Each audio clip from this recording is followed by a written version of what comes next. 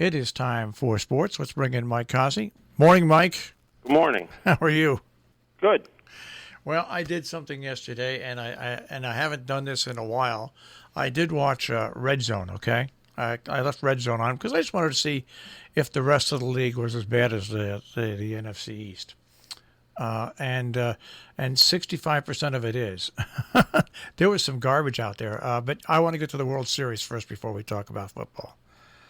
The game that ended on the fiasco of mistakes. Did you watch that game at all? Oh, my God.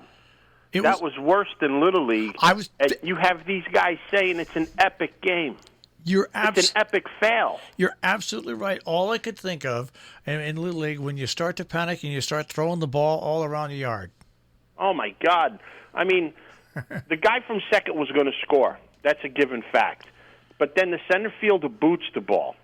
He throws the ball at first base cutoff, who, throws it home like he's throwing a dart. He, aims the ball to throw home, and the catcher goes to tag without catching the ball.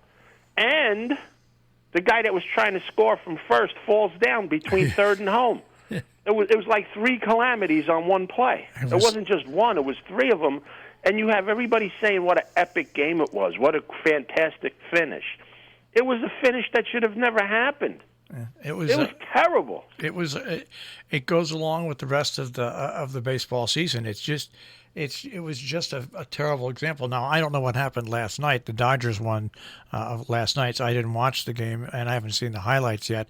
But when I saw what happened at the end of the game, I'm exactly like you. They said, "Wow, fantastic finish! What a game!" and everything. Right? So I went to the video to see it, and the first thing I said to myself was this: "Man, that looks like me out there in minor league when I used to try out for Little League." It was terrible. It really was. The center fielder kicked the ball. Well, but then, had that been me running around third base?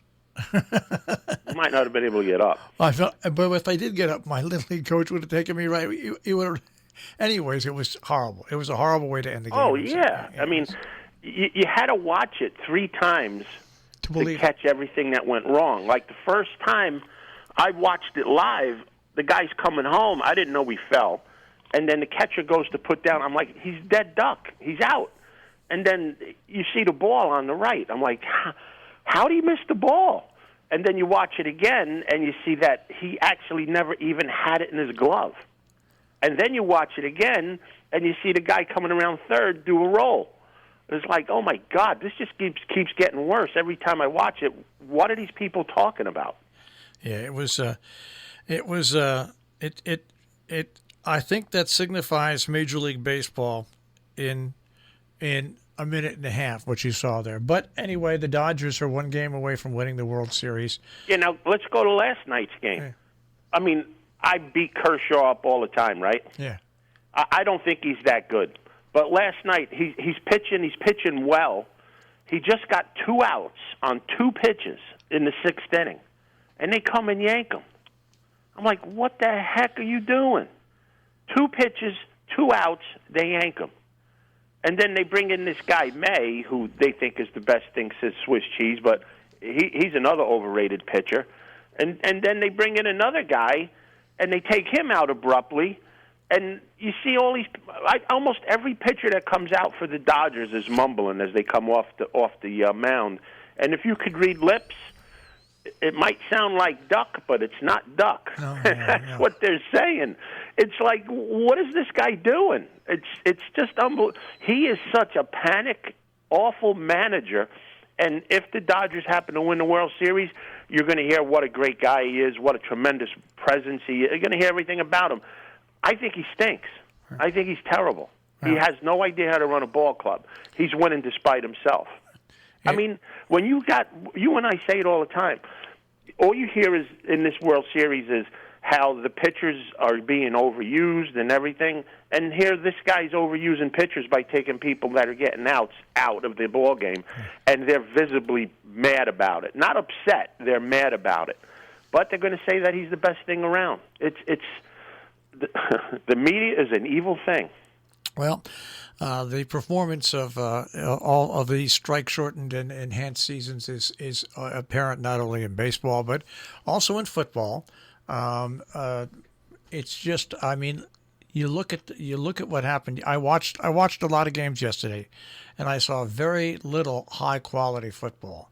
Hey, how about two things though? Well, How's Fig Newton doing up there in New England?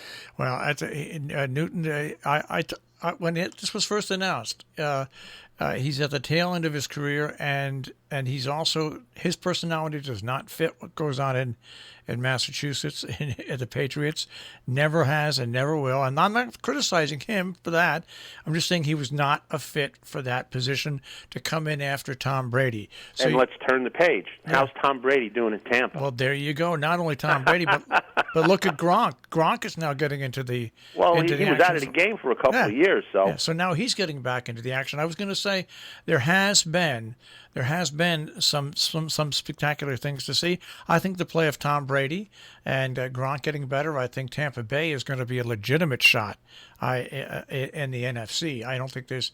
I don't know whether they'll win the Super Bowl, but they're a legitimate shot as it stands now. Well, to all the Tom Brady haters that said he's just won because of Belichick and the system. There's no Belichick in Tampa, and it ain't the same system. No, and I'm not a huge Tom Brady fan. I'm not. But I still think he's a great quarterback. But it just. I posted yesterday on my personal Facebook page. Isn't it a great season when the New England Patriots look like the New York Giants? They stink. I watched a little bit of that because I was flipping around between races, and I happened to see them playing the 49ers. They stink. And how long do you think Mike McCarthy's going to be with the Dallas Cowboys? I don't think it's McCarthy's fault because the entire division stinks. Yeah. They're going to say, well, he lost his quarterback, and nobody can win without their top quarterback. The Dallas Cowboys, instead of having a star on the side of their helmet, they should have a dog bone because they're nothing but dogs on that team. It's the entire environment surrounding the team. They need somebody to go in there and burn the whole place down and rebuild it and change the personnel and get rid of the cancers in the locker room. The Dallas Cowboys, a lot of their problems around the field, but most of them in the locker room. And coaches get no respect these days. They're used like Kleenexes. Not to say anything bad about McCarthy. McCarthy had a ton of good years in Green Bay, so obviously he knows what he's doing. It's the personnel in Dallas that are doing it. All right, and the 49ers the Patriots were never in that game. Never, ever, ever in that game, 33-6. I put it on. It was like 20-something to 3 or something. So I said, oh, good. Cam Newton's getting beat up. Let's watch this for a while. The Chiefs over the Broncos, no trouble. And I did see this morning. It looked like the Seahawks and Cardinals game would have been a fun game to watch if you like a lot of points scored, and it came going down to the end. But who won that game? I was watching a little bit of it, and Seattle got ahead pretty far. Cardinals in overtime. The Cardinals won 37-34 in overtime. No kidding. Yeah, it was a wild way to end the game. But wow, I went to bed. I flipped from the baseball to that, and I saw that they were winning. Seattle was winning pretty good. I'm like, well, that's over too, so I don't need to watch that for tomorrow morning. Wow, they won, huh? Yeah. So how did we do in our picks? Oh, we had the same picks. We won. We won right down the line with Buffalo, Kansas City, and Green Bay. We had 3 winners. All right, so that's that. And how'd your internet picks go over the weekend? I think 1 or 2 of them won. Right. I know one did for sure. Maybe one ran second, but I had some weekend this weekend. I went to the track for a little while Friday after school, and between Friday and the beginning of Saturday, I hit 15 bets in a row. Wow. Congratulations. Yeah. That's you need something like that. 15 bets in a row. It was like sick. I kept calling my friend up and saying, I got another one, I got another one, I got another one. And then the beat went on again yesterday with some pretty good plays. So it could have been the biggest weekend of my life. All right, and tonight, Monday Night Football, the Bears against the Rams at the Rams. I was bored last night, so I was looking at the standings. The Bears are 5-1. Yeah. I don't even know who their quarterback is. Is it still the same slug they had last year? He was replaced, and he could go back and forth. But they're going to play against the Rams. It's at the Rams. So you can pick first. I know who I'm going to pick. I'm taking Chicago. Well, I was going to take Chicago too because once again their offense is very up and down, but their defense this year. then take them. Yeah, it's pretty good. Yeah. I mean, we took all 3 games the same on Sunday. Yeah. Yeah. So that's where I stand with that. All right. Yeah, I figure the Rams. It's primetime TV. I figure the Rams will choke. It's just.